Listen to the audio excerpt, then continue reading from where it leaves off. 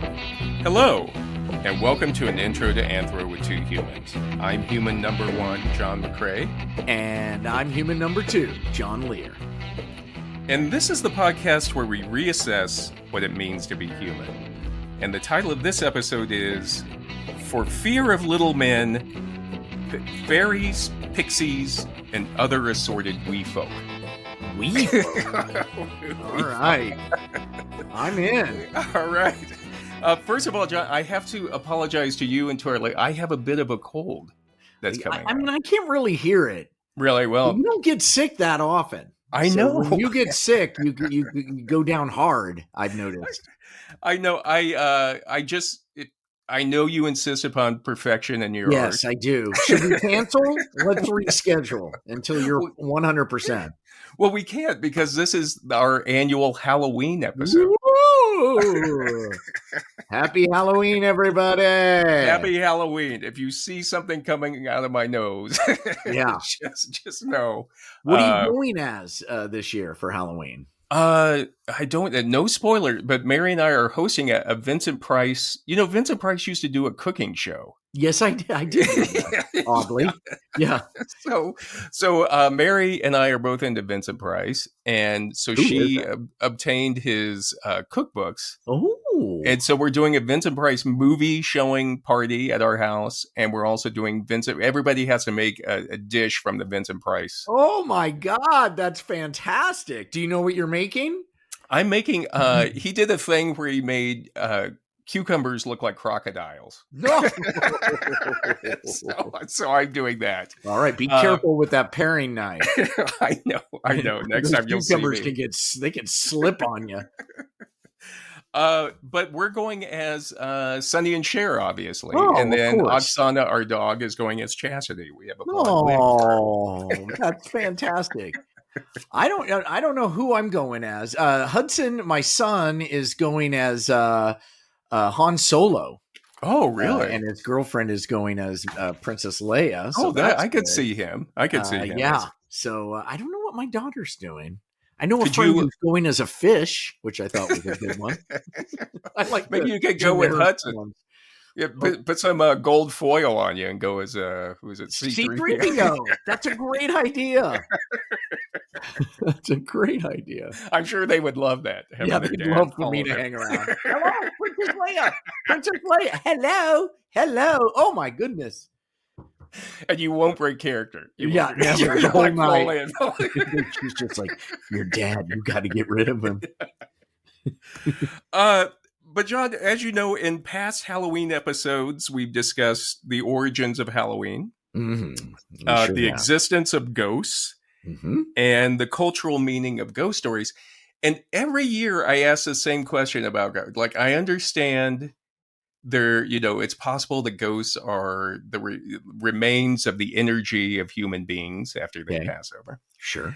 But my question is always, how do our clothes get over there? Yeah. Why aren't they naked all the time? I don't understand. Whenever people see ghosts, they're always wearing clothes, which I get it. Like, it could be like you think our clothes would be like. Can choose. Like, maybe it's the ghost sort of perception of itself when it was alive, because ghosts don't know they're dead, right? Well, so I sure as hell wouldn't want to be naked as a ghost. I'd be really scary then. Yeah, I find it both titillating and also fills me with anxiety. Yeah, and anxiety. Yeah. God, listen, if you come back as a ghost to me, don't come nude. I don't want to see it. You know what? I'll put on a towel. Yeah, wear a towel. Yeah, that'd be great. You'll see me. You're always just out of the shower. Yeah, you'll see me in your office. Like haunting, just a flitting glimpse of me as I come walking out of your bathroom. Oh, God. That gives me something to look forward to when I pass. No, but this year also, you have your own ghost story to tell. You had a ghostly experience this year. I did, and it was with you. Yeah. We were at a haunted hotel in near Las Vegas, Nevada.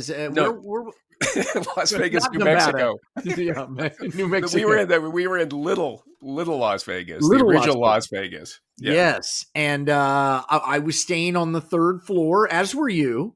Yes. And I heard some furniture being dragged around. No, were we on the 2nd floor or the 3rd floor? We were on the 2nd floor. The 3rd floor is actually empty. That's the whole it's thing. empty. And so I heard some furniture being dragged around, and I thought I saw a train go by. Neither were possible. Right. We learned the next day that the lady said that, the 3rd floor is empty. She said, what room? She said, were you in 215? And I was like, yeah. She was like, uh-huh. Like, no way. Like, that's the haunted room. I know. But it really, I have never really believed. I've been very much a cynic and have never had any sort of experience, but I did have that experience to my delight. I'm so happy because I know how happy it made you. I think they knew nobody else had an experience that weekend. No. And you guys are all, brought your ghost hunting equipment. I know. The ghost knew you were a virgin. They were.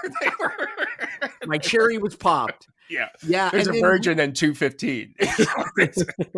And so then the next night we sat in your place. Right. Or was that same night? Anyway, we sat in your place and you had some sort of gizmo. Yeah. Yeah. A REM pod. Where if something passes close to it, it will go off. It'd be like, woo, woo. Funny. That was so fun. It didn't, the REM pod just, it potted. It didn't do one goddamn thing. But then I go in bed and suddenly I see a train, I hear furniture. It's like crazy, Bill. You're a trigger object. I need to take you with us whenever. I think I was asleep and imagined it all. And you just filled my head with all these stories. But there have been a lot of haunted sightings at this hotel. What's the name of it? I forgot the name of it. The Castaneda Hotel in Las Vegas, New Mexico, which Ghost Adventures did one there. But what was funny is you were just talking about, and the woman heard us from across the lobby, the woman that works there. Yes. And walked over, and she didn't know what room you were in because she wasn't there when we checked in. Right. And she was like, I'm sorry, I couldn't help it overhearing. Did you hear some furniture? What, are you in room 215? And that's and we were all just like, what? And she was like, she nodded knowingly. Yeah. Like, mm-hmm. Well, if anybody is in that area, I highly recommend to stay at that hotel. Yeah, so much fun. Fantastic. We had a blast. That was fun. Right. We'll have to maybe we'll do a 200th episode. I'm working on our 100th episode where we're going. Well, we'll do a live show perhaps. Right. When the train went by, were the ghosts naked? No, but I could see into it. Like I saw silhouettes and stuff. So it had to be, and then the next day I saw the track was way too far away for that. Yeah. So I don't know. Creepy. God, yeah. I did take a hit of acid that night too, so that could have been a part of it. I don't know. I don't know. Don't sell yourself short. Okay. I mean, I think you. I'm going to say it was generous. I should probably stay the night in, not tripping on acid, just to see. Yeah. All right. So, John, ghosts are definitely scary, but today we're going to talk about something that terrified our ancestors as much as, if not more than ghosts. Yes. Lilliputians. Yes. I'm talking, of course, about fairies. or as they've also been called, the wee folk, the little people, the gentry, the people of peace, the good neighbors, or the fair folk. People of peace? That doesn't sound scary. We'll get to why they called them that. Uh-oh. In Spain, they're known as the Fada, which comes from the Latin fatum, which means fate. Ooh. And in France, they're known as nos bonnes mères, which means our good mothers. Our good mothers. Interesting. The French. What I know. And originally I thought it was kind of like mafia. You know how mafia members call each other good fellows? Like, he's okay. Yes. Our good neighbors. Yeah. He's a good fella. He's one of us, And you pull down your lower eyelid. Yeah. Mm-hmm. Right. Did you say Dom DeLuise did that to you? Yeah, right? Uh-huh. Yeah. I always loved him. God, that guy was funny. And he was. Beloved. Oh my God, what a wonderful guy. And And so I kind of imagine like fairies, like when they meet other fairies, they'll be like, "Hey, he's okay. He's one of us. He's a wee folk. He's a wee fella," or something like that. And the thing is, you probably would have already guessed that he was a wee folk because traditionally fairies were about the size of human 3-year-old children. Oh, really? Yeah. They weren't that, they weren't smaller? I always thought of them as like 6 inches or 3 and 4 or somewhere in there. That's kind of like a later development, but historically, like the traditional fairies, some of there would be really small ones. Some were like normal size. Some could like change their size. What the hell? But generally, they were about the size. The traditional fairy, good old fashioned fairy, without all tricked out, without all the accessories, was about the size of a 3-year-old child. Wow. Naked as a jaybird and 3-year-old. They're in their self. But still a wizened old man. Where do leprechauns fit into all of this? Are they considered fairies? Yeah, they're fairies. They're fairies, yeah. I didn't know that. A type of fairy. It's just kind of like... And are we spelling it Faer? What are we spelling it in the Old English way, or is it Fair? How do you what do you prefer, Professor? For this, we're doing Fair, but it could be they're all the same. You could call them the Fae, Fae. Yes, you could call them fairies, Faeir. What's that called? When the A and the E is one letter that it's bunched together. There's a name. There's a term for that. Yeah, I know it. Not a schwa. That's an upside down E. Anyway, I know what it is. We'll post it. Yeah, because now you got me thinking about this whole episode. I know you know it. Didn't you teach yourself Gaelic at one point? Well, part of it, but it's in archaeology. Like in England, they spell archaeology with that thing. That AE, that weird AE letter. ARCHAE sort of thing. But the reason why they called them the gentry, the people of peace, the good neighbors, those were all euphemisms that were used by humans whenever they were talking about fairies. Because the last thing you wanted was to be talking shit about a fairy. And to have a fairy overhear you. Like, a fairy was nearby. A double end around. It's like, that's like when they say break a leg before a show. Right. It's to fool the fates, to make them think you want your leg broken. They want to do the opposite, so they don't ruin the show. They don't. Right. And actually, like we talked about in Spain, the fairies are called fada from fate. So there's a lot of overlap between the fates and fairies and what fairies do. Okay. So, and again, it's like the last thing you wanted to do was to be talking shit about a fairy and have the fairy over and piss off the fairy. Yeah. Because just like the mafia, the fairy could be like, "Hey, that's a nice cow you got there. Yeah. I hate to see you in a milking accident," or something. You know what I mean? That like if you, so you them off, and they get very angry. They're quick to anger. The fairies. Right. Wow. Okay. So you call them. You refer to them as the good Napoleon neighbors. Complex. You know what I mean? They're just overreacting to everything.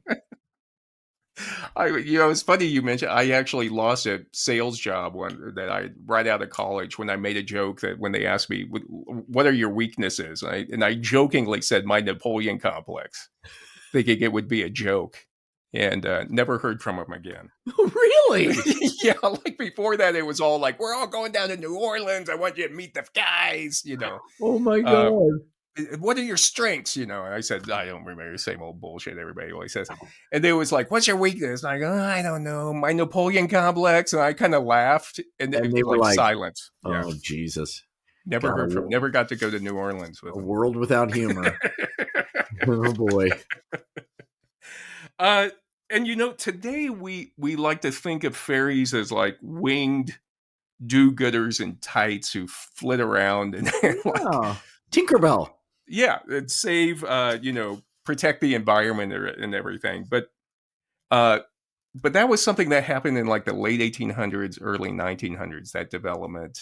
And it actually had a lot to do with like Walt Disney as well. Had a lot to do with our current modern perception of what fairies are. Yeah. He took all the dark stuff and made it sweet.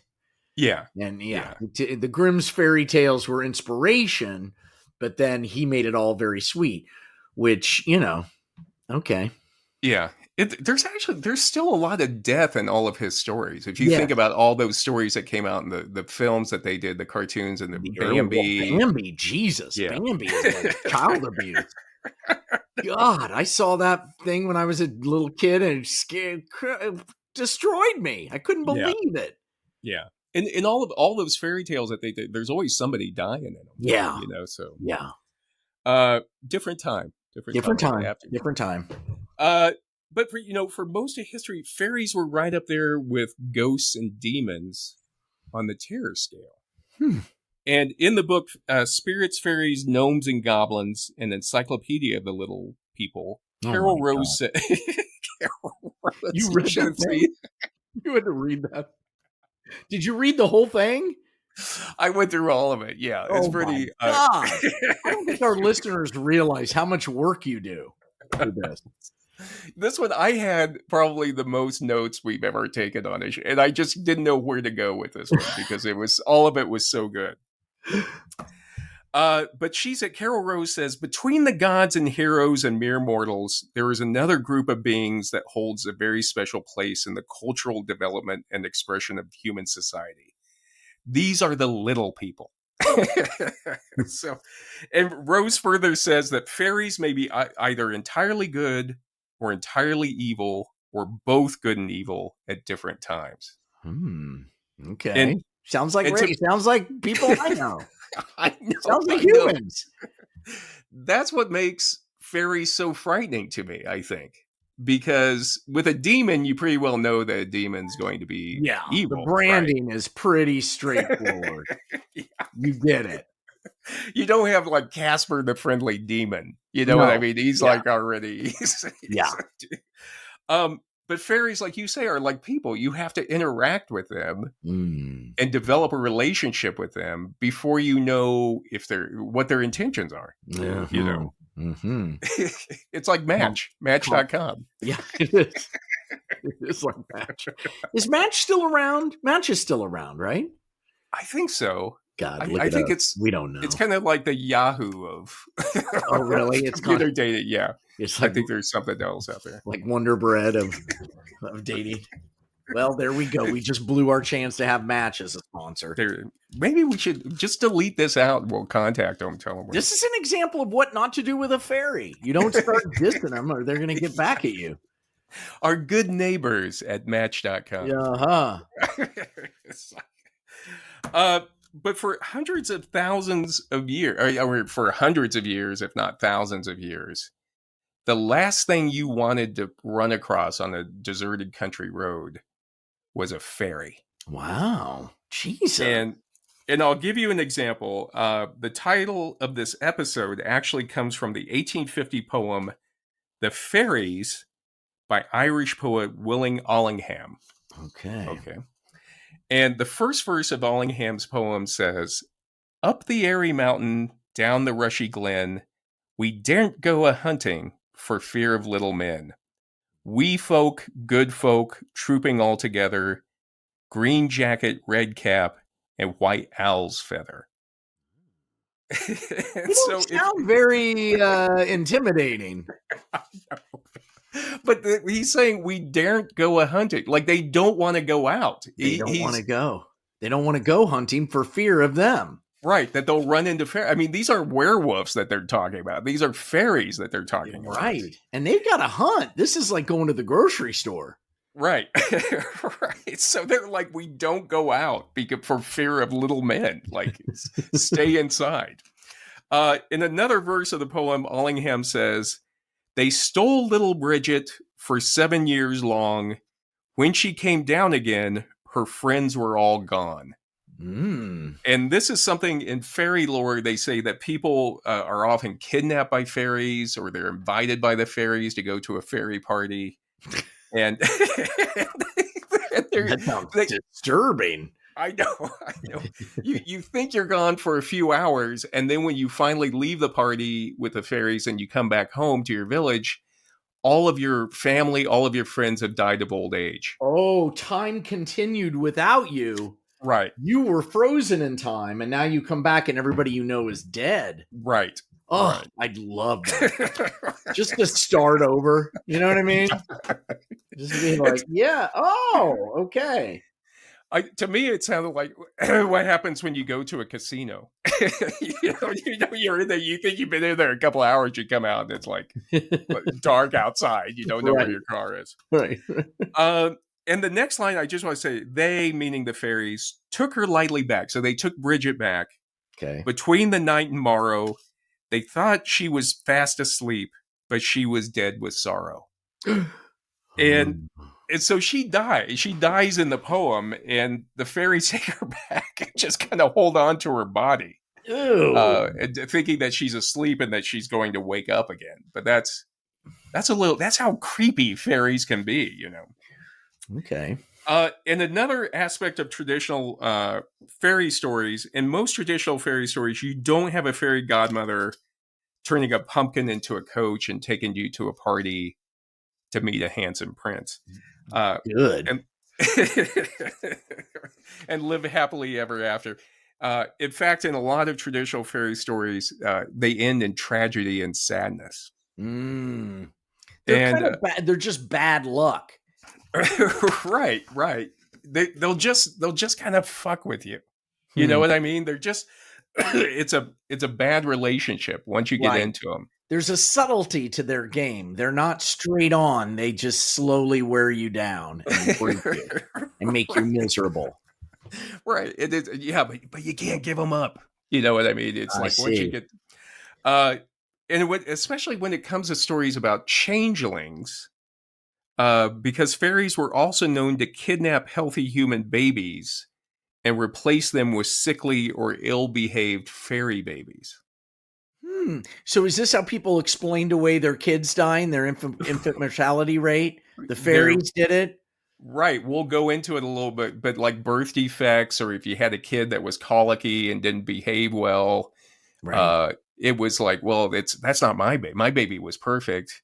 It's the fairies came and gave me this changeling. Oh, so yeah, you have somebody to blame for your child's health problems. And there were horrible means by which you would try to make a changeling reveal its fairy nature, which we'll go into details. Oh no! Oh God! Yeah. Oh boy! And then we're going to discuss today we're going to discuss the history of fairy lore, what fairies might be, what to do if you ever meet a fairy. Okay, good. And then we're going to discuss the Cottingley fairy incident in 1920 in England, in which two young girls caused a sensation when they claimed to have photographed some fairies in a stream behind their house. Oh God! Way before social media fake news, we had fake news. I know.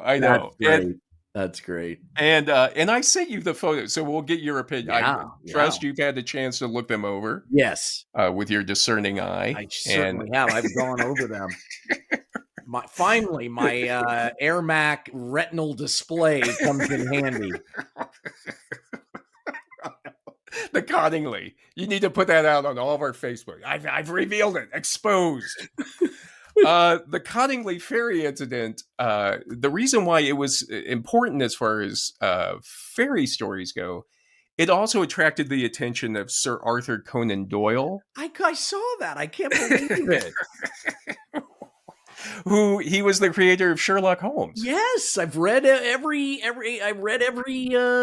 story, every Sherlock Holmes mystery I've read. I got on a tear at one point. This was back when I was on drugs, but yeah.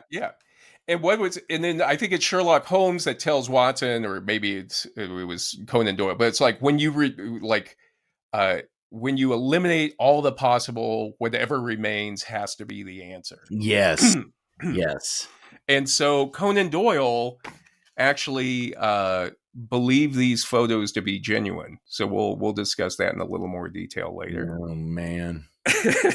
And then finally, John, we'll discuss my own adventure in Fairyland. Yes. Okay. Because believe it or not, I had an adventure in Fairyland. I do not doubt that one bit. I'm sort of worried that you're a changeling. I'm sort of like, how do I know you're you? I always, actually, all my life, I was hoping I was a changeling and that my real parents would come and pick me up from my family.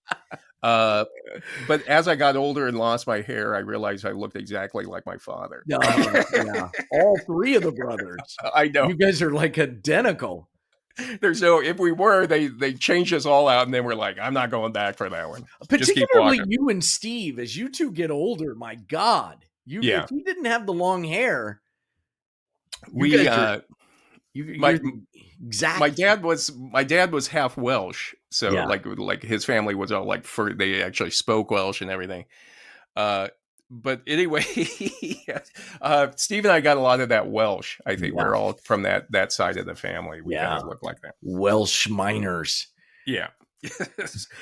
So the first question, John, we're going to ask is, why did people tell fairy stories? And Carol Rose says that fairy stories may depict the expression of social needs. Okay. And it's true that most traditional fairy tales usually contain a moral lesson in them. Like someone does something they shouldn't be doing. They encounter a fairy and it ends badly and they learn their lesson and they won't do it again. Yeah. A lot of superstitions are like that, you know. Right. Don't walk under a ladder. Why? Because it's dangerous. You make it superstitious to not walk under a ladder. It makes sense. Right. It's bad luck. It's bad luck. Bad luck.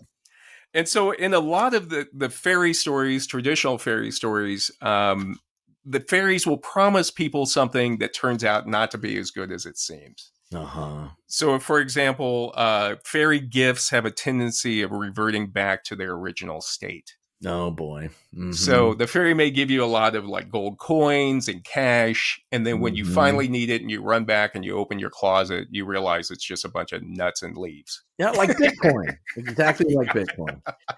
I was thinking it's like Hollywood. It's like all my agents that I had. And interestingly, in the book, The Complete Idiot's Guide to Elves and Fairies. Oh, boy. They did one of those? My God. The Idiot's Guide. They've done everything.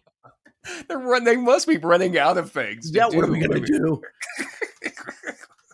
It used to be really helpful when you'd be like, oh, I want to learn Excel. But now they have like Complete Idiot's Guide to Masturbation. Complete Idiot's Guide to Sitting Down in a Chair. And it's super thick. Yeah, it's like 1.5 inches thick. But Sirona Knight says, because they have become mostly children's stories, fairy tales influence our social development and the archetypal images we form at an early age. As children, we are quite willing to accept the idea that there is a magical quality to life. In this way, fairy tales set up our framework for magic. Which I think is kind of profound, because it is true. Like she says, most of the early stories we learn are fairy stories. Yes, they are. They're fairy tales. And so we learn how to read them. We listen to them when people tell us fairy tales.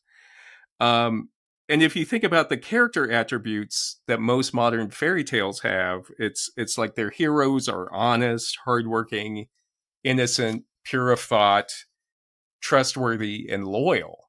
Right. And the people, they're usually being mistreated by a wicked queen or a king or a sheriff or somebody, or a stepmother who lies, cheats, and abuses others to get what they want. So it's kind of like, by sticking to their principles of being honest and, trustworthy, the hero always overcomes whatever's put in their way. But it's kind of like inculcating that sort of lesson into the children from an early age. Right. They're entering the machine, as Pink Floyd might say. They're being processed as to how to behave socially, and what are the consequences of not being a good person. And a lot of the fairy tales are that same way. When they would tell these fairy tales to kids, or like to watch out for the fairies, it was a way to kind of tell them a moral lesson or something that you shouldn't do. You shouldn't transgress this. Right. The fairies are out there. The fairies will lead you astray. Yeah. The fairies will make you leave your family. The fairies will make you lie. And so these were all one of the reasons why people told fairy tales at one time. Right. Don't accept candy from the guy in the white van. Stranger danger. He's a fairy. He's a fairy. Yeah. Right. But it would be the same like, hundreds of years ago. Don't go out in the woods accepting things from people because they're fairies and they'll kidnap you. There are bad people out there who will do bad things to you. But one of the best explanations of fairy tales I read through all this was in a book by Diane Purkis, which is called Fairies and Fairy Stories: A History. And Purkis says that human nature seems to abhor a blank space on a map where there are no human habitations, no towns, where villages dwindle into farms and farms into woods. Mapping stops. Then the imagination rushes to fill the woods with something other than blank darkness. Nymphs, satyrs, elves, gnomes, pixies, and fairies. Yeah, I totally... Science fiction. That's what science fiction is all about. We don't know what's out there, so we, fill it up with stories and characters of aliens. Yeah. And that's exactly what she says. She goes, we're terrified of the unknown, and so... in a lot of ways, traditional fairy tales are like ghost stories, in that we try to explain something that's happening. We can't explain what's going on, so we attribute it to fairies or ghosts. And she says, like you just mentioned, John, Purkis notes that now that we have mapped every inch of our planet, space aliens have become our modern day fairies. Ooh, see, I was dead on it. Speaking of which, I'm hearing good things about Aliens Earth on FX. Have you watched it? Yes. Really? I'm hearing good things. That movie scared the hell out of me, the first one. Yeah. The second one was fantastic as an action movie. But that first one, oh my God. Yeah, it was more like a terrifying horror film. Yeah, and the second one was an action movie. Yeah, which I thought was very smart. When you do a sequel, change the genre. That's a good move. What's this new Aliens? Or it's like Breaking Bad. That's right. Somebody said that it does something weird with its eye. Really? Yeah. What, the fairy does? The alien. I'm on the the alien. The alien. That mouth that's inside the mouth. The mouth opens and another mouth comes out, then it opens. Oh, and then and then the eye, and it blinks at you. Yeah. Can you that's too much for me. Oh. Can you do the quick blink? Can you do the, like, you say a joke and then you do a quick blink, or you say something kind of sarcastic and you do the quick blink at somebody? Like a wink? Or what? Yeah, like a wink, like, hey, I'm just joking. Yeah. Can you, what? I don't know. I don't know. I'm not very good at it. I can't do it.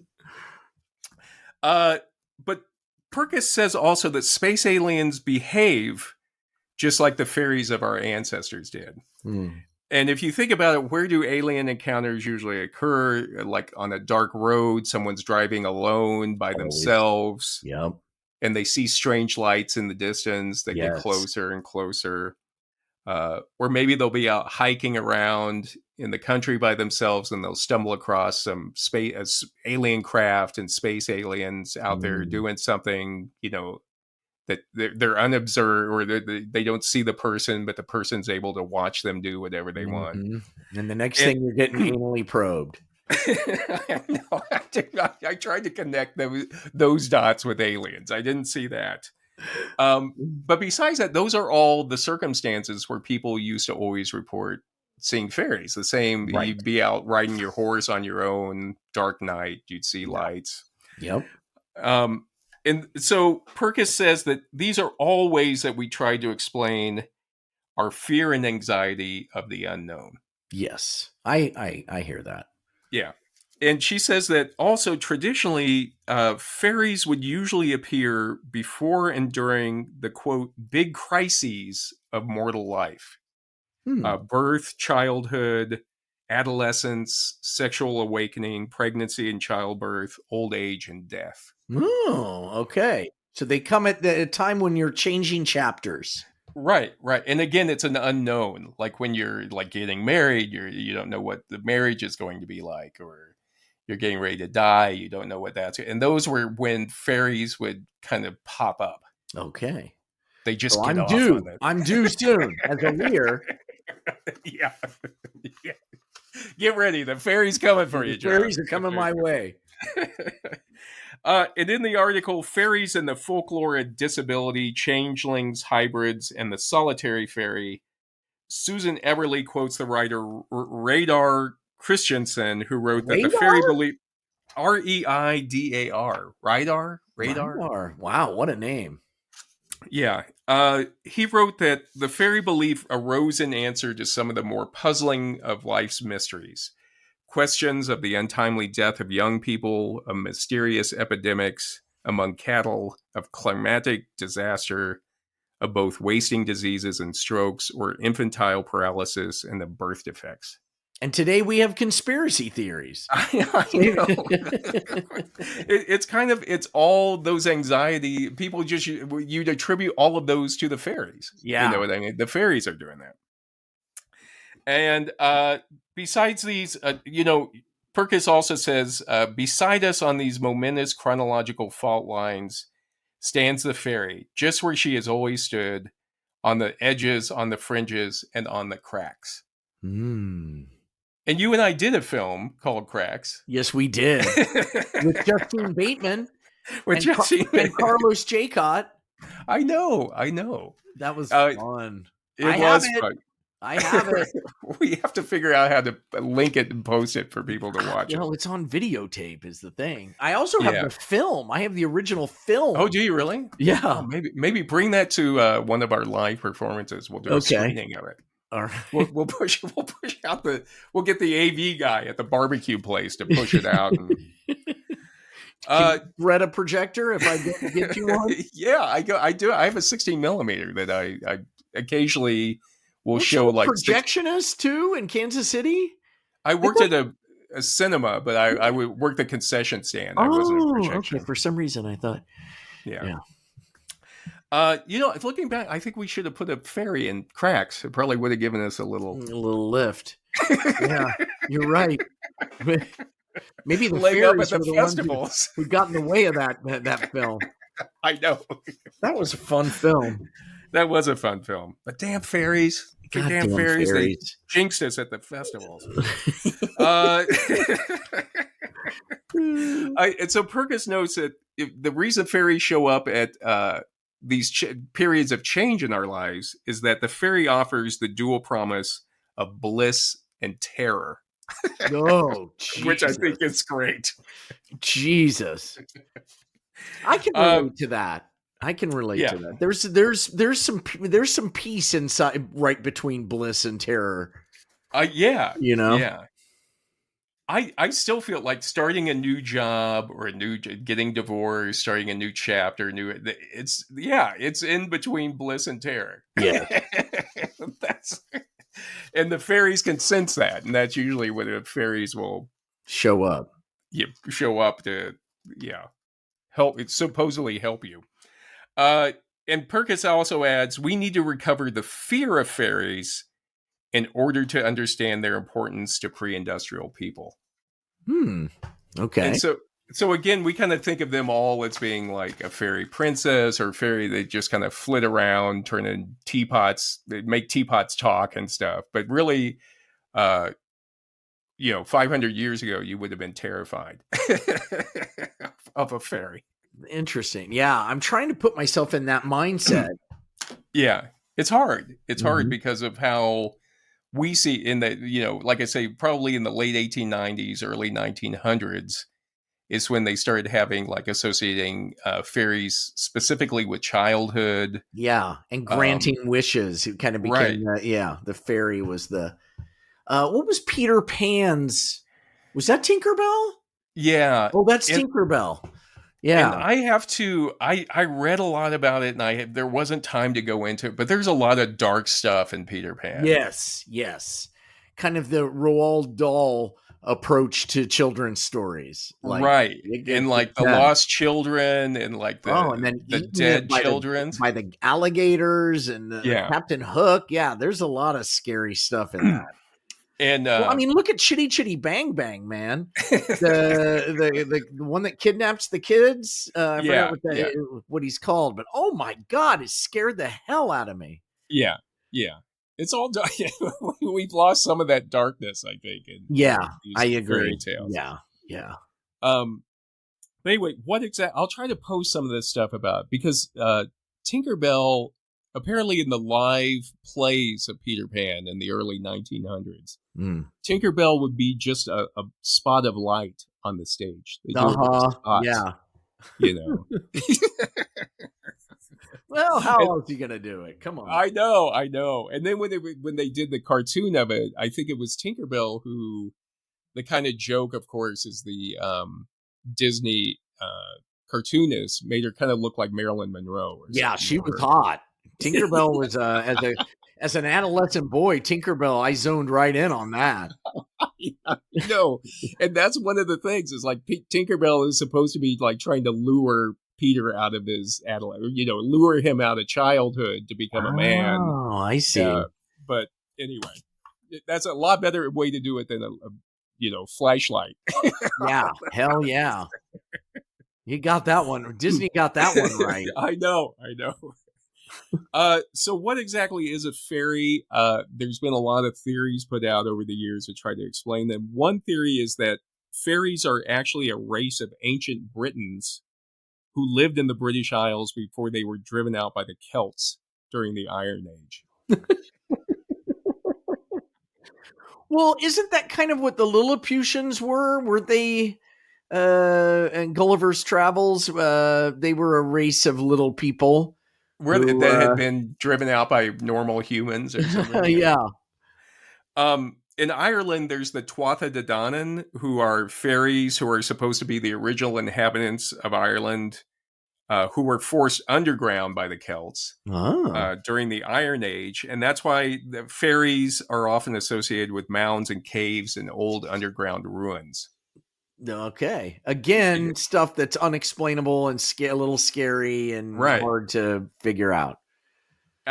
And also, that's supposed to be why fairies hate iron and steel, because it reminds them of the Iron Age invaders that came and forced them out. I didn't know fairies hate iron and steel. Yeah. If you meet a fairy, you're supposed to take off your keys, your zippers, everything. Like going under a CAT scan or whatever it is. Exactly. And that's also the reason why some people believe that fairies may be old pagan gods who have been reduced in stature with the coming of Christianity. So a lot of people, Pwca says, feel that the fairy queen Morrigu is actually the old Celtic. She's an old Celtic goddess. Oh, Morrigu. Okay. Morrigu sounds like a monster you'd run into in your D&D game. I know. You know. I know. You roll your 20-sided dice to see how much of your charisma will help you. Were you into D&D? No, I only played a couple of times. My brother was into it, and I played once in college, but it was fun. I loved it. Yeah, me too. It was such a good thing, especially when we were old enough to start drinking. Then you could just sit around. You're smoking weed. Yeah. Well, you and your brother used to play that crazy, what was that crazy game you played? That World War I? Rise and Fall of the Third Reich. It was a World War II game that would go on for days. Oh my God, that was crazy. In the book Fearsome Fairies, Haunting Tales of the Fae, Elizabeth Durnley also says that another theory is that fairies are the souls of the departed. Okay, like ghosts. Exactly, like ghosts. And like ghosts, fairies were also often associated with witches and witchcraft. Okay, I get that. So Durnley, Tinkerbell had a wand. Well, Durnley notes that a woman who was tried for witchcraft in the 1600s on the Scottish island of Orkney was also accused of seeing fairies rise out of the churchyard. She made them rise out, or she just said they accused her. I mean, this is the 1600s in a witch trial, which we did an episode on witch trials. Yes, we did. That was a great episode. but they just said that they accused her not only of being a witch, but one of the things they said is that she also saw fairies rise. But she saw it? You get burned for seeing it? I know. Jesus. That's how... God, note to self, don't tell anybody anything at a witch trial. Yeah, just clam up. Just it's clam like up. You get pulled over by a cop. Don't say anything. That's a way. God. That's a way to witch trial as well. Just clam up. I'm not saying I want my lawyer. I want my lawyer. I want my lawyer. Wow. Also, Joan of Arc, when she was tried for witchcraft, apparently the prosecutors were especially interested in a fairy tree, which she had mentioned that she often visited. Why would she mention that again? Just lawyer up. Lawyer up. Yeah. Oh, my God. Oh, you asked me if I'm a witch or not? It's so weird because I had a fairy tree I saw. What are you doing? Yeah. Don't say anything. Don't say anything. Durnley also notes that another theory proposed that the fairies were fallen angels. Okay. So they thought that. And she quotes Robert Kirk, who was a Scottish minister in the 1690s, who said that fairies were of a middle nature betwixt man and angel, as were the demons thought to be of old. Okay. Way to take a position, Kirk. Well, they're kind of us, but kind of not. Yeah. Okay. All right. Hard to argue with that. Yeah. Hard to argue. Another biblical explanation of fairies is found in the New Testament, and in John 10:16, Jesus refers himself to himself as the Good Shepherd, and then he says, "I have other sheep who are not of this fold." And some people have said, what are these other sheep that he's referring to? And people have said, those must be the fairies. That, I gotta say, I'm no Bible scholar. That seems like a leap to me. Yeah. But I love that they're using the Bible to try to explain fairies myself. Oh my God, that's amazing. And then finally, in the 1800s, after Darwin published On the Origin of Species in 1859, some scientists thought that fairies were actually beings that had taken a different evolutionary route to that of humans. Yeah, I can see that. Yeah, I can see that. If you haven't discovered the planet yet, you haven't combed over every square inch. Yeah. Because they were finding all kinds of weird things. Like we've discussed, they were finding like Neanderthal skulls and Homo erectus skulls. And so it just made sense that, well, maybe fairies are like this other species that's out there that we just don't know about. Right. Which is kind of what people say about Bigfoot now. Yes. If you think about it. Yes. Yes, they do. The problem is with Bigfoot is we've seen a lot of the earth. Yeah. Well, we talked about that in our Bigfoot episode, but they're like spotting Bigfoot everywhere, like in shopping parking lot, like mall parking lot, digging through the trash and everything. Where can I go to not see Bigfoot? I'm exhausted. Chances are you're going to get one. A trap. You can go down to Lowe's and get a trap to trap a Bigfoot in your backyard. Can't I just hang out with a Chupacabra for a while? Something different? The Bigfoot keeps getting in my garbage and crapping out my backyard. I got to go to Lowe's. And Durnley also notes that fairies are often associated with sexuality. Yes. Now we're getting someplace. Right. Yeah. And again, it comes back to like they're used to convey a lesson, usually about sex, a moral lesson. They're a little dangerous. Right. They're attractive but dangerous. There was a woman who played a fairy at a Ren fest. I worked at Renaissance festivals. Who was a blue fairy, very attractive. No. Very. We may have to pause this because I want to hear more about it. Yeah, I never had a word. She was always in character and she wouldn't speak. Oh, really? Yeah. Oh, no. Which made her even more attractive. But I got nowhere with that fairy.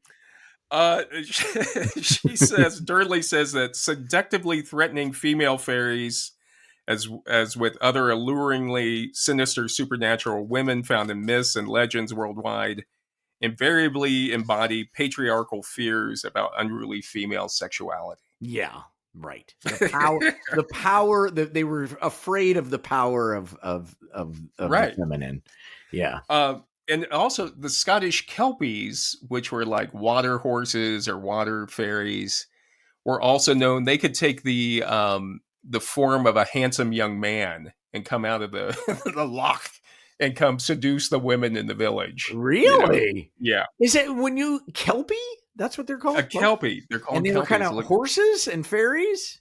They different ways that they've been expressed, but usually like a water horse that's found in streams or running water. But this they sounds can like also My Little Pony stuff. Like all the furries, the whole scene. Yeah, interesting. Yeah. Very sexual. Horses and women, man. I don't know. That's why they love the women. All love the Broncos. That's what I say. Because of the horses. Yeah, that's what they're playing well. Another funny story I came across was a story about the Bowman, Bowman. And in this story, Diane Purkis says a young Scottish woman named Catherine Jones' daughter. They actually name her in this story. Jesus. Did they get her permission? I don't know. This was back in the old days, Yeah. But they give her a name, like, well, that's woman in Scotland, Catherine Jones' daughter. She met a fairy calling himself the Bowman. Okay. Uh-oh. And according to the story, Purkis says, in exchange for sex, the Bowman gave Catherine knowledge, and knowledge is power. Oh. So it was. So the moral of the story is, don't let women get smart, right? Because it'll make them too powerful, right? And probably the Bowman was just some guy who just said before there were film producers, you would say you were a fairy, and then you would like seduce women that way. Yeah, I'm a Bowman. I'm Bowman. I'm a fairy. I could give you unlimited knowledge, And then, so now we'll take a look at the different types of fairies that are out there, John. Okay. And Purkis actually, she traces the belief in fairies throughout Europe back to the demons of the ancient Mediterranean. Whoa. And she makes like connections between like the Gorgon in Greek mythology, which was the manifestation of pure fear.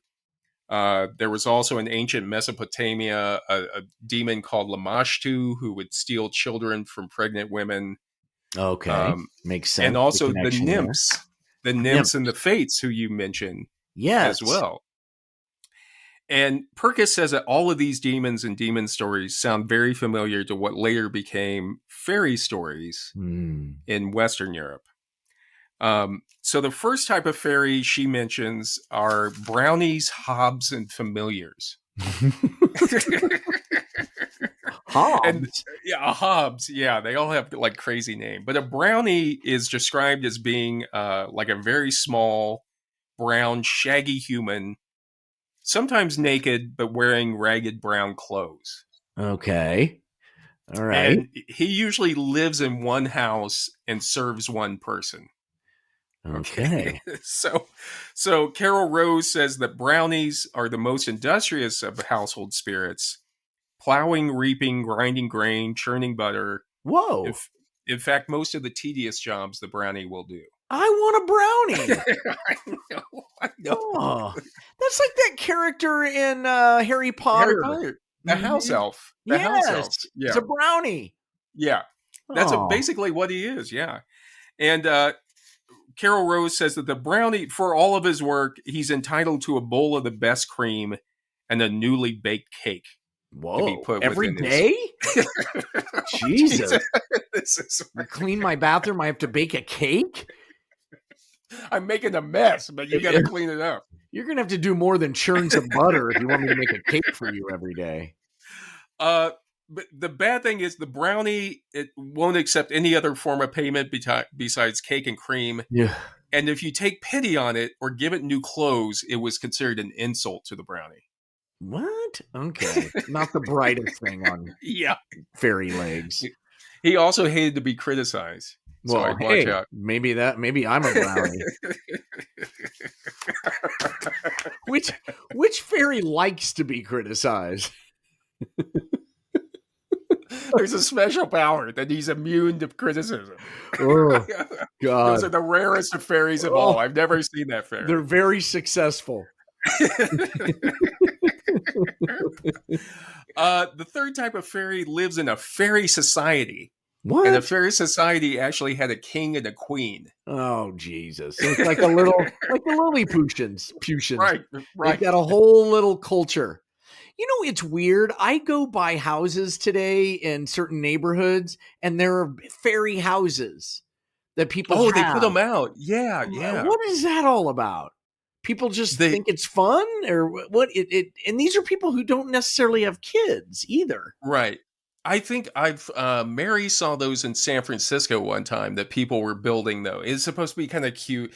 I think it comes back to, who was it? The sociologist Max Weber back in 1917, I think it was. He said that the world had become disenchanted with like the industrial age. I see. And that we didn't have superstition. We didn't have magic anymore. Right. So along with all the fairies that we're talking about now, Max Weber, I think that when people build those, it's supposed to be a way of re-enchanting. Yes. Well, world. I guess that's like the spirituality craze of the turn of the century too, in the early 1900s, because there was so much automation going on that people turned to seance and just to feel like life is more than just objects. Just it wasn't completely rational. We couldn't explain everything. There was still some wonderment left in the world. I think that's what people do. But I think that's a great example of people still doing what fairies have traditionally done. Yeah. You know. Well, I'm reading this biography on Jack Parsons, who was one of the guys who started the Jet Propulsion Laboratory, JPL. Oh, really? Yeah. And at night, he was an occultist. He was like a follower of Aleister Crowley. So interesting that the scientists needed that kind of other side to have life be fulfilling. And I guess it makes sense because you're at that time also, you're right on the cusp of breaking the atom. And things you can't see almost makes you more likely to believe in magic, because even the quote unquote science felt so magical, that anything's possible in a weird way. But that's kind of like the disenchantment would be once you explain that away, then what is left? Right. You know what I mean? Right. And so at night he was going home and like writing pentagrams on his floor and stuff. Isn't that crazy? That's a great story. That is a great story. Yeah. That's a great example. Mary recently watched a documentary on Wayne Shorter, who's a jazz musician. And she said at the end of it, they show his play, and he's really into fairies. Like Wayne Shorter is really into fairies. When I mentioned this episode, well, jazz musicians. I mean, come on. but again, it's like you ever hung out with those guys? I mean, Jesus. It's like heroin is like the new fairyland. You know what I mean? It sure is. You think it's only been a few hours, but you've been away for days.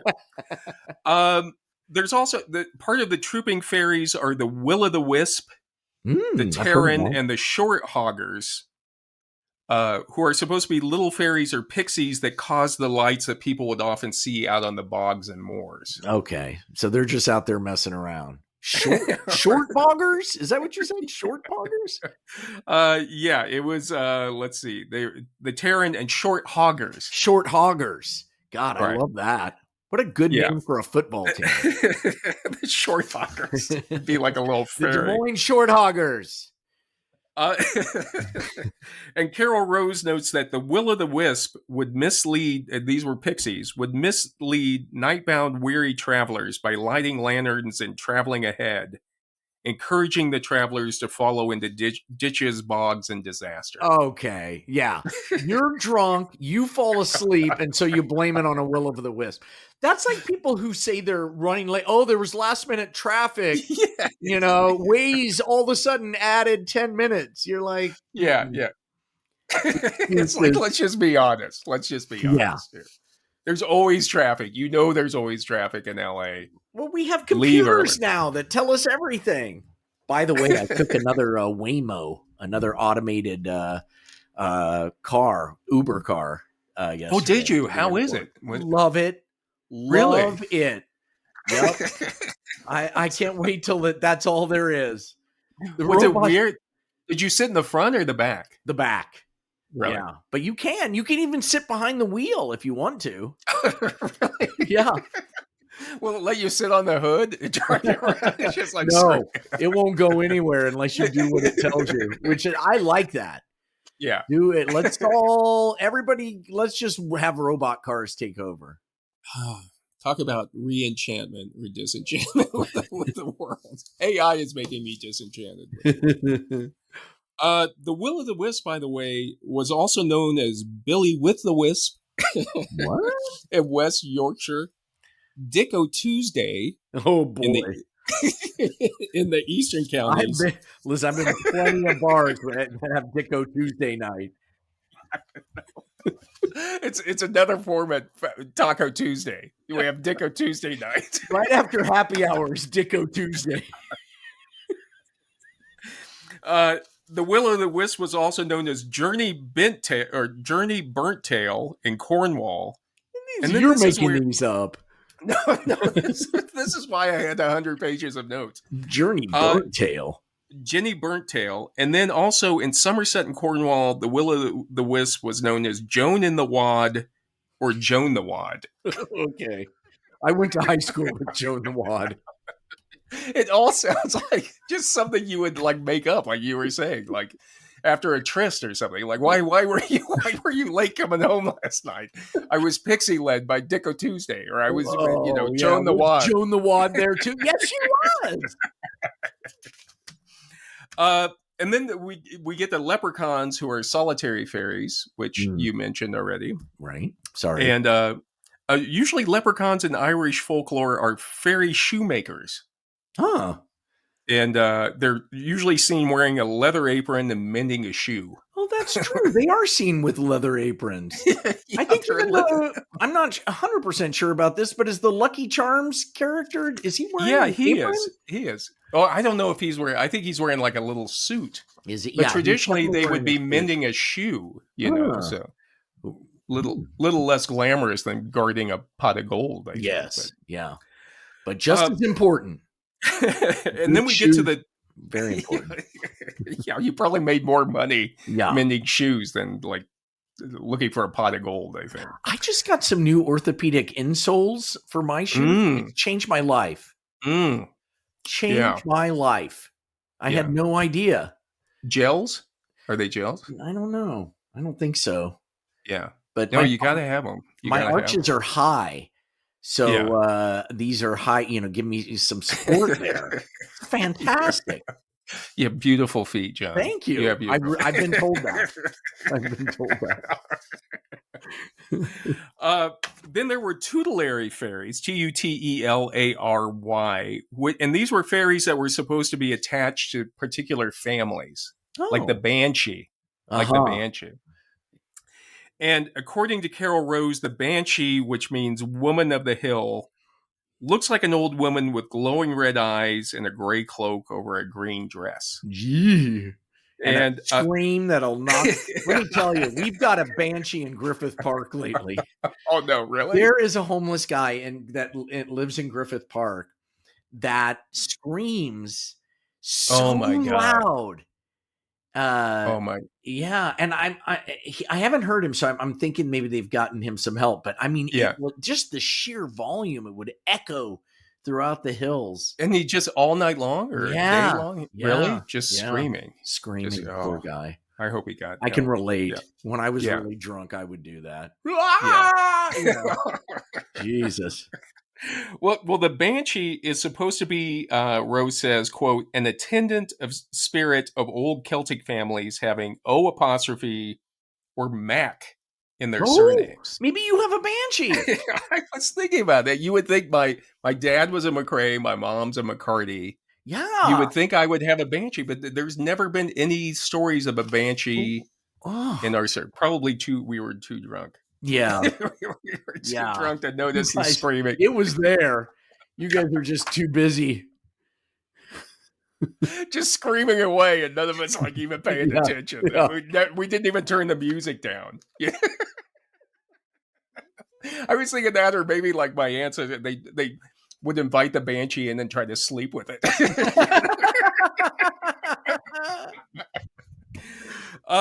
So, John, now just quickly, we'll talk about changelings, as we mentioned before. Usually, if a child was born with a defect in, I don't know, like the 15, 16, 1700s even, they would usually blame that on the mother's thoughts. Oh my God. Like, conscious or unconscious, that it's she had your had. fault. Jesus, can you imagine? Right. My God.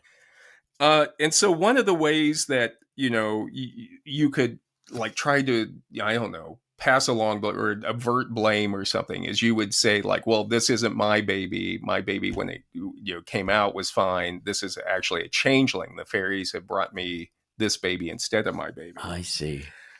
And Carol Rose notes that in certain parts of England, all the way up until Victorian times, women would often tie their babies to their beds so that they wouldn't be stolen by fairies. Oh my God. Yeah. So if you had a beautiful, a perfect baby, you would like tie it to its bed so the fairies wouldn't come and get it. Oh my God. And then in what they also said, you would have to do things, and this is why I was talking about was awful, to make the baby reveal its true nature and to make the fairies come back and get their baby and leave your own baby. Oh, no. And so one of the ways that they would do that, K.M. Briggs notes that in Wales, the changeling would reveal its true nature if it was set on a heated shovel or bathed in a potentially lethal solution of steeped foxglove leaves. Oh my fucking God. Yeah. A heated shovel. Right. Jesus Christ. So Susan Eberly in Fairies in the Folklore of Disability says, quote, often these methods of revealing the true nature of the changeling were little more than socially countenanced forms of infanticide. Yeah. So that's it. God damn.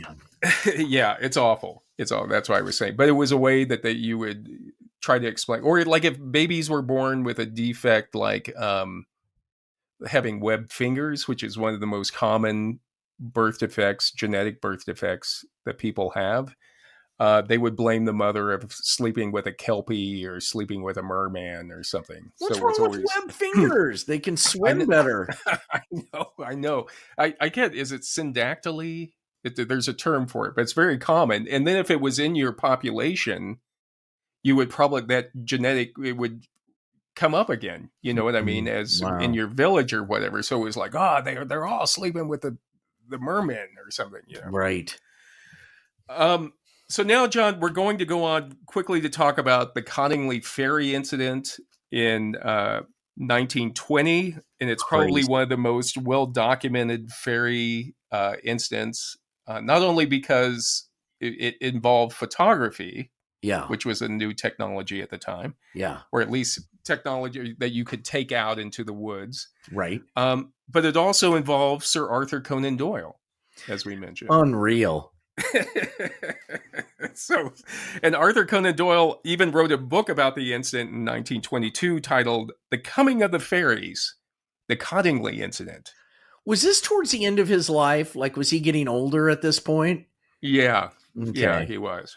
And he had gotten into spiritualism, which I guess that ruined his relationship with Harry Houdini, because Houdini was saying it was all a bunch of, bullshit. Yeah.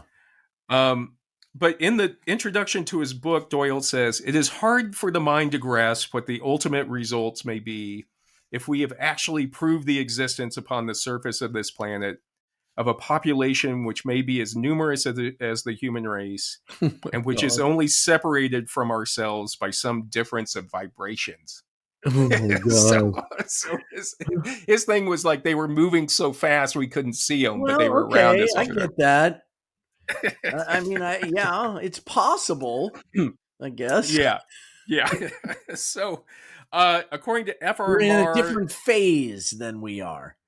That's what I heard. I think it was Serona Knight in The Idiot's Guide to Elves and Fairies also says that they're at a different, we could kind of see them out of the corner of our eyes, but we can't quite make them out because their vibration, they're on a different realm. They're just going faster than we are. Okay. Which, again, is kind of similar to ghosts, I think, when people talk about, you could kind of see them out of the corner of your eye, but you can't really see them. Difficult to disprove that theory, Yeah, I know.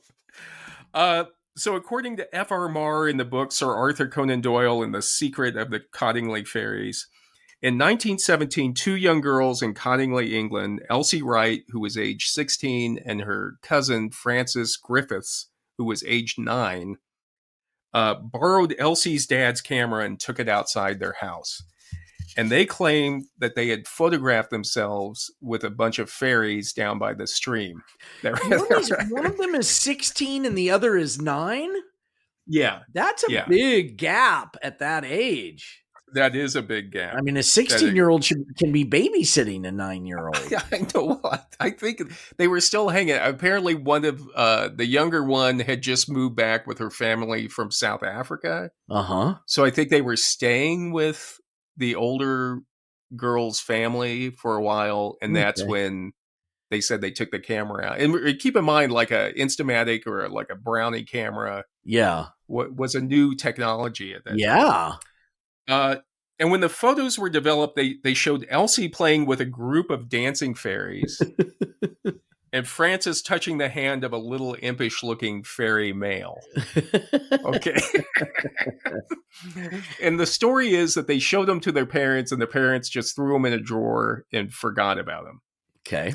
Now, that's kind of a tip-off to me. Like, if your kid goes out and, like, photographs fairies behind your house, I don't think I would just throw that in a drawer and forget about it. What I mean?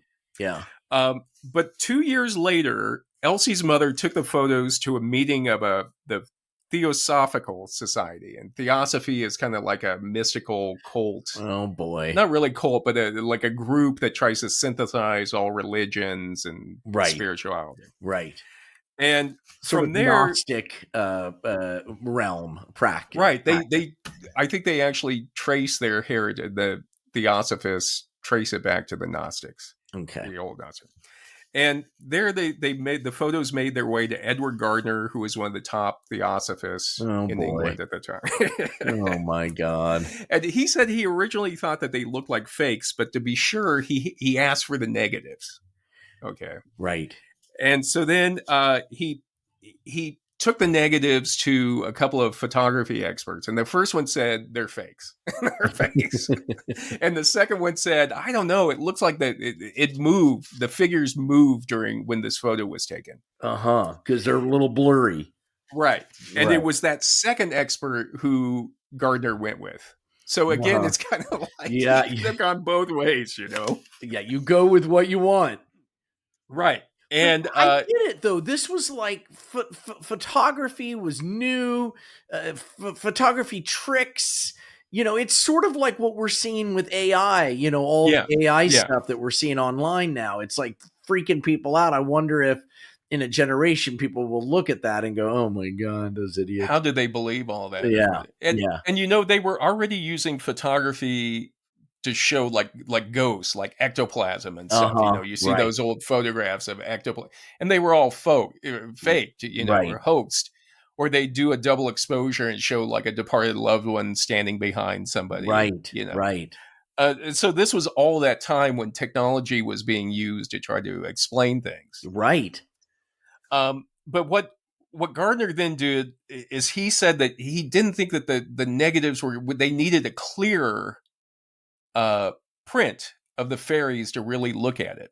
Okay. So he took the negatives to another Photoshop and asked that guy to like make new prints and kind of clean it up. Okay. So the original photos, he then took these kind of clear photos of the fairies. Yeah. And he started selling them at his lectures. Okay. And it was from there, but these weren't the original photos. These were the cleaned up photos. Right. And it's from there that those photos, somebody picked up those photos at one of his lectures and sent them off to Conan Doyle.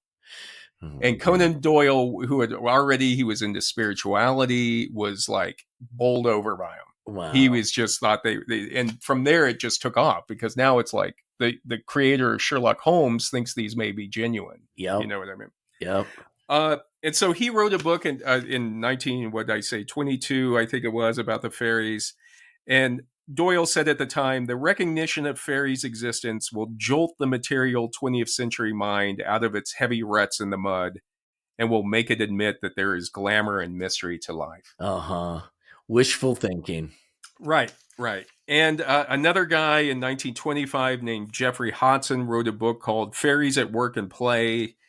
And he went out, he said he interviewed Francis and Elsie and their families, and that they were completely sincere, and therefore he felt like they would never lie to anybody, never do anything. And so he felt the photos were genuine. And even in 1927, there was a Fairy Investigation Society founded in England. My God. Who from 1927 to 1939, then they stopped during World War II, and then from 45 to 60, they resumed their work, and they would go out and investigate fairy sightings. Like UFO people. Yeah. Right. And for the next 60 years, people debated whether or not the Cottingley fairies were real or not. And Elsie and Francis for years said that they were real. Why? And so how could they stick to it? Did they feel like they had to, like they were afraid? Like at first Yeah, it came out later that Francis, or who was it? Francis said, she said, I never even thought of it as being a fraud. It was just Elsie and I having a bit of fun. And I can't understand to this day why they were all taken in. They wanted to be taken in. Yeah. And why not tell them the truth? Well, that's what Elsie later said. They didn't want to embarrass Arthur Conan Doyle. Because she said, quote, 2 village kids and a brilliant man like Conan Doyle, well, we could only keep quiet. I see. Yeah. And so what happened is in 1978, someone stumbled upon some illustrations from a children's book that was published in 1914 that were almost identical to those fairies. They cut them out. They just cut them out of the book? They traced them. Apparently, Elsie had trained as an illustrator at a print shop. Oh, my God. At 16? Yeah, because she was already, that was middle age at that time, and so she had just traced them as a joke, basically. Yeah. And then they put them on hat pins and stuck them in the trees. And so it was, they're kind of, I sent you the photos. What do you think of them? Fake. They're obviously fake. There's no question. But then again, I've seen faked stuff and Photoshop stuff for my whole life. So back then that was all new technology. The idea. Right. A camera captures a 3-dimensional subject in 2 dimensions. Yeah. So when you have a 2-dimensional subject, it around 3-dimensional, it appears that it's 3-dimensional if it's taken from the right angle. And right. And the thing is, I guess the movement they saw was actually those paper drawings of the fairies just blowing in the wind. But F.R. Marr says that eventually people discovered, once they admitted that it was a hoax, Elsie and Francis, that they discovered the original negatives. Yeah. And they said the original negatives showed that, these were like flat images. Right. And that, there was some flaws in it. So when that guy redid the image, he made them rounder. It to make it look more real. That son of a bitch. Right. Oh my God. Well, also what makes them look believable is that the way they're posed. Yeah. It's in this idyllic fairy-like, there's moss and plants and things. And the girls have these crazy braids in their hair. Yeah. And they're, posing with them. So it creates this powerful, it's not journalism, it's art, right. And so the power of that, I think also was probably fairly new because they were just taking pictures of people who were posing for portraits. That's basically what photos were used for And here where you'd have to sit still, and these were supposed to be like action shots. Yeah, they felt behind. dynamic. They were posed, but they felt dynamic. Oh my God, that's so Mary good. Dixon, in an essay called Fairy Fraud, The Social Cultural Impact of the Cottingley Fairy Photographs, she talks about what is also important to understanding why people were so bowled over by these photos and why they wanted to believe in fairies was that it was coming at the end of World War One, where everybody in England had lost a family member or multiple family members. It was also in 1920, it was during the Spanish flu, so people were dying. And so she said, again, coming back to Max Weber, she said that it kind of primed people to want to know that there was still magic. There was something to hope for in life. And so therefore, when these hit, even with Conan Doyle, it was like people wanted to believe in fairies. See, that's the problem with the way, because we need that right now, I think, as a culture. But we've explored so much and we have so much technology. It's very, very difficult to create anything other than conspiracy theories, which are usually very dark, very dark, magic-y kind of ideas. Right. But we don't have any of the sort of, we need some cute fairies running around. I mean, people still do, like, it's like a Renaissance, but they'll do fairy festivals where people dress up like fairies and they go out and they'll hear lectures about fairies. But you're absolutely right. I think conspiracy theories have that occult knowledge, but there's no brightness to it. There's no conspiracy theory for something good. You know and what I mean? blame that on the, what do they call it? The way Facebook, the way social media behaves. They found out that anger and fear is more engaging. And it causes you to click more. The doom scrolling is much more effective than and it's just we cannot shake it. We built this machine that's just fairy proof. Yeah, we need more re-enchantment with positive conspiracies. I don't know if that's gonna happen. So John, just before we end, I want to talk about my own adventure in Fairyland, because I have one. And then, speaking of Fairyland, K.M. Briggs says the first appearance of Fairyland is beautiful and pleasant, but this is often the effect of glamour. However, eventually one will see that Fairyland is a desolated region with an accumulation of rubbish as its treasure and its delicious banquets, withered toadstools, and poisonous food. That reminds me of Hollywood Boulevard. Everybody comes here for the Walk of Fame and they just see junkies and vomit. And that's Fairyland. That's another Fairyland. The truly weird thing is I love that aspect of LA. That's what I love about LA. But do you remember in Kansas City, there was an amusement park back in the day called Fairyland? No. And it had a drive-in also, a twin drive-in called Fairyland. What? No, I don't. Maybe it was at 75th and Prospect in Kansas City, Missouri. 75th, so it was on the Missouri side in Prospect. Right. Jesus, that's a rough hood. Right, but at that time it wasn't. And it was Fairyland was built in 1923 by a Sicilian immigrant named Sam Bricado. And it was on 80 acres of land, and it had carnival acts, 80? Rides. Jeez. Yeah. And a swimming bigger pool. Than Silver Dollar City. I know.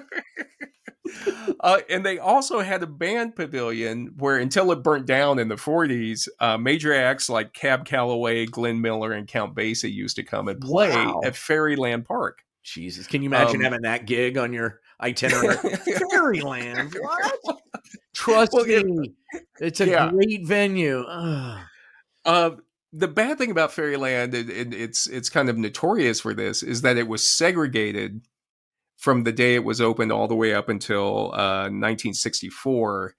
And Dan Kelly of the Kansas City Star actually wrote in an article that in 1961, 34 people were arrested during protests to integrate Fairyland Park.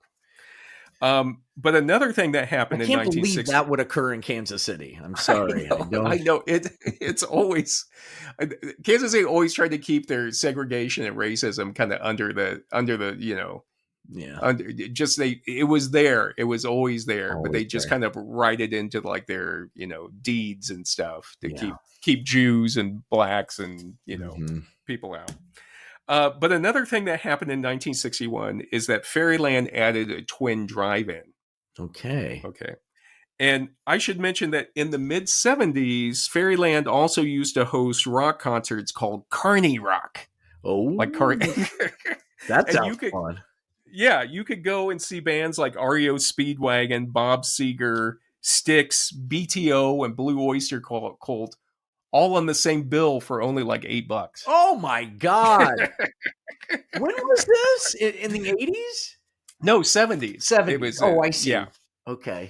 See, I remember going to see The Thing. Not The Thing. Oh God! It was about a baby that was born with hooves and a devil.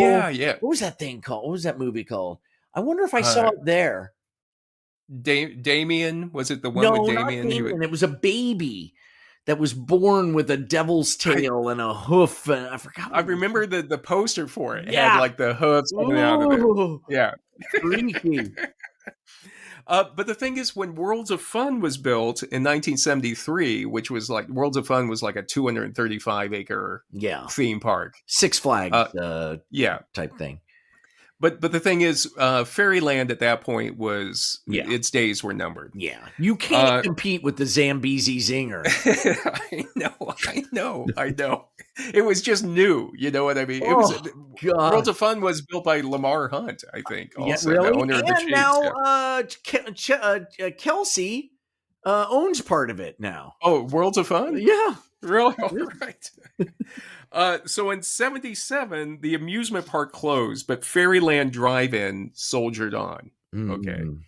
And by the late 70s, even the drive-in was struggling. Yeah. And so one of the ways that Fairyland Drive-In decided to bring in some cash was they started Here we go. Soft porn pornography. Really? At the drive-in. At the drive-in. So great. Yeah. So I can't imagine anyone today ever thinking you could get away with showing porn on a drive-in screen. You know what I mean? How do you keep kids? How do you keep them on the highway or driving down Prospect, passing it? Wait. Wow. Just keep driving around. Just keep driving around. So one night in the late 70s, my brother David and I were hanging out. And I must have been about 15 or 16. So David would have been like 23, 24. So we were friends then. Yeah. It would have been right after we were friends. And we were a little bored. And so suddenly David said, let's go to the Dirty Drive-In. So we bought some beers and snacks and we headed off to Fairyland Drive-In. And for a teenage kid, I have to admit, it was truly magical. Just me and my big brother sitting there at his Galaxy 500, drinking beer, eating popcorn, and watching pornos at the drive-in. And to this day, I still remember one of the movies we watched. It was called There's Naked Bodies on My TV. And it was a sex parody of Happy Days, Welcome Back, Kotter, and Barney Miller. Oh my God! But everybody's nude. Well, not nude, but it's all sex. You know, it's like a topless. Great. Oh my and God. It had everything I love, like sex and comedy. You know what I mean? That's fantastic. And after the movie was over, I remember David and I were both like, "Hey, that was a pretty good movie." and we kind of sat there for a little bit, like Siskel and Ebert, you know, kind of like talking about the movie, the strengths of the movie, what was funny. And then the lights came on. And there's nothing more depressing than a drive-in movie when the lights are on. Yeah. When they come on. Yeah. And like Kay and Briggs said, there was trash and garbage and beer cans and vomit and used condoms and exhausted dust and cars honking to get out and a couple people trying to sober up by the concession stand. And I remember as we drove out of the Fairyland Dirty Drive-In, it was... Most of the cars were just single men in the cars, except for me and my brother. Yeah, you two. And I realized then this wasn't Avalon or like Brigadoon. This was the Dirty Drive-In at Fairyland Park in Kansas City. Classic fairy story. Classic. Yeah. So remember that this Halloween when you're out there. Remember that terrifying tale Terrifying fairy tale. It looks like magic, but it's just a dirty drive-in in Kansas City. So. But the denouement is you guys went home and rubbed one out, each in one in the upstairs bathroom and one in the downstairs. Like a genie's lamp. Like a genie's lamp. Wow. Well, this is human number 2 signing off. And this is human number 1. Thank you so much for listening, everybody. And thank you for helping us reach 10,000 downloads. 10,000! We're in the 10,000 club. Yeah. Oops. I accidentally hit the repeat. Sorry, everybody. I was trying to think of like how many rim shots is he doing 10, for you to like help. There we go. Thank you for listening. Be sure to check out Watson & Company Socks, Puppies Not Piranhas on Etsy, American Karma and Media Room on Substack, and the Two Humans Cave Shop at Cafe Press. Happy Halloween, everybody. We love you guys. Thanks for everything. Beware the little men. Happy Halloween!